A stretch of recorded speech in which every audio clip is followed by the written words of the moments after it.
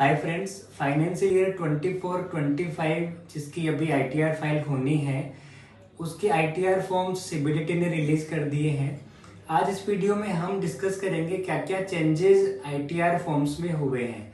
सबसे पहले यदि आईटीआर 1 की मैं यदि बात करूं तो पहले आईटीआर 1 में हम लॉन्ग टर्म कैपिटल गेन को नहीं दिखा सकते थे।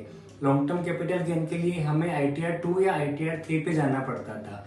लेकिन अब यदि आपका लॉन्ग टर्म गेन 1,25,000 रुपए तक है तो आप इसके लिए भी आईटीआर 1 फाइल कर सकते हैं।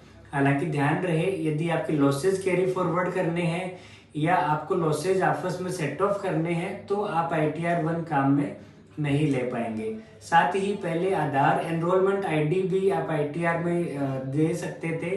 अब आप आधार एनरोलमेंट आईडी नहीं दे पाएंगे, आपको आधार नंबर ही आईटीआर में आपको देना रहेगा। अब बात करते हैं आईटीआर 2 की। तो आईटीआर 2 में सबसे इम्पोर्टेंट चीज, अब जो टैक्स की रेट में जो लास्ट टू लास्ट जो बजट आया था तो टैक्स की रेट में काफी चेंजेस हुए थे। तो कैपिटल गेन में 23 जुलाई से पहले कुछ और टैक्सेबिलिटी थी और 23 जुलाई के बाद में कुछ और टैक्सेबिलिटी थी। तो इन दोनों के लिए इन्होंने आईटीआर फॉर्म में अलग अलग कॉलम दे दिए कि आपका चाहे इक्विटी शेयर्स या म्यूचुअल फंड या लैंड एंड बिल्डिंग से 23 जुलाई से पहले कितना गेन हुआ है और 23 जुलाई के बाद में कितना गेन हुआ है। तो ये चीज आपको अलग से आपको ब्रेकअप के रूप में वहां पे आईटीआर फॉर्म में आपको दिखानी रहेगी। साथ ही पहले आईटीआर 2 में यदि आपकी टोटल इनकम 50 लाख से ज्यादा होती थी तो आपको आपकी एसेट्स एंड लाइबिलिटीज की पूरी डिटेल्स आपको देनी रहती थी। अब इस लिमिट को बढ़ा के 50 लाख से 1 करोड़ कर दिया गया है।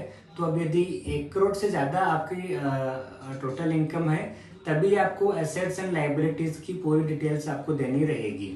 साथ ही जो भी टीडीएस आप जो क्लेम करेंगे तो उसके सेक्शंस भी पहले स्पेसिफाई नहीं करने होते थे। अब आपको कौन से सेक्शन में आपका टीडीएस कटा है वो भी आपको स्पेसिफाई करना रहेगा।